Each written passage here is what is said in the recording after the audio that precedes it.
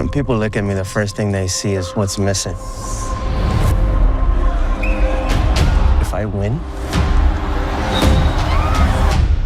having one leg won't be the most important thing about me. Guys, a genuine honor to speak with you both. I wept like a baby throughout this movie. One of my favorites of the year. So thank you for creating this mask. Appreciate it, bro. Thanks, man. Absolutely. Anthony, I want to start with you, and I have a visual aid for this first question. There's a great picture that I always see circulating around about the relationship between a mother and their child. And it kind of just goes to show like how you will give strength to your child, but also sacrifice some of your own strength. I feel like that really was true with yourself and your mom throughout your adolescence and into your college years. But I also feel like it kind of went flip reverse. I feel like you lent your mom some of your strength and built her back up as well. Would you echo that sentiment? Absolutely. You know, I believe the film did a great job, a beautiful job of just portraying that relationship and how we drew strength from one another. You know, we leaned on each other at certain moments, and then certain times one of us stepped up that was stronger than the other and pulled the other one through the situation that we were dealing with.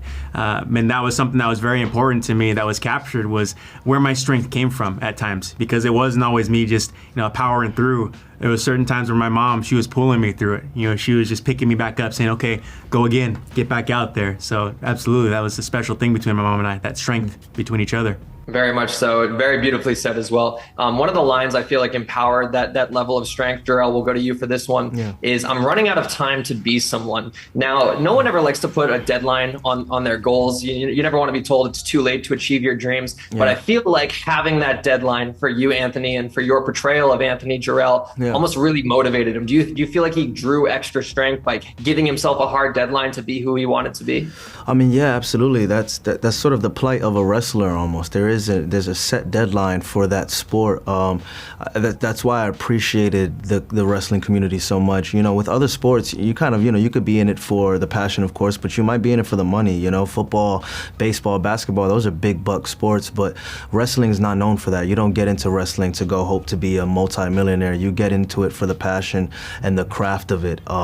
And to be honest, I think the best wrestlers end up going back to their alma maters and making sure the next best wrestlers are coming. And to me, that's the understanding that I got with wrestling, and I just appreciate that so much. That more than learning how to wrestle, I learned what it means to be a wrestler and the confidence of a wrestler, and I think that was key. Very beautifully said. Anthony, I'll go back to you for this one. Jharrel mentioned, going back to your alma mater. Your alma mater, ASU, took real good care of you. That moment when you got the full ride brought emotion out of me like hasn't been brought out in many years in a movie theater. It was a very touching, monumental scene in the context of this movie. In real life, when that happens, walk me through your emotions that day. Well, I just remember just feeling so honored, that they believed in me, that they were willing to stand behind me. And especially after our program got dropped and they brought it back, that the Arizona State presented me with this scholarship. In a way, we had to rebuild that program all over again. And so they're putting so much trust into me, saying, you're our guy. We want you at the forefront of it.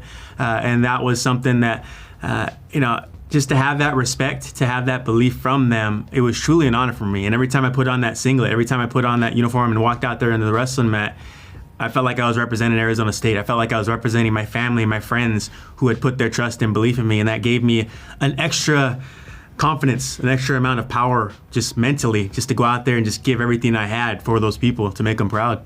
Wow. Again, very beautifully said. Jharrel, I'll wrap with this. I'm stoked for Spider-Verse 3. It was said over the summer that vocal production was going to begin at some point soon. Have you started recording your lines for the third movie? I haven't, but I also can't really say so much more because, that's such a tight-knit ship. I don't even know much. I'm in as much in the dark as you, but I'm excited to get back into it and see what what they're thinking, especially involving my character, because that was such a badass twist to the last one. Absolutely. Lots to look forward to this in the immediate future. Anthony, this movie got me closer with my mom. I left her a 10-minute voice message on the walk back from the subway afterwards. And I don't want to go too much more because I'll get super emotional. So the point is, you guys made a really touching story. You're a true life hero, Anthony, and I thank you both for your work on this. Oh, man. Thanks, man. I appreciate it. Yeah, thank you for sharing. It's a great interview. You make people believe in something. Surprised to see you.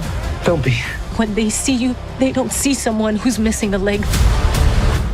They see someone who is unstoppable.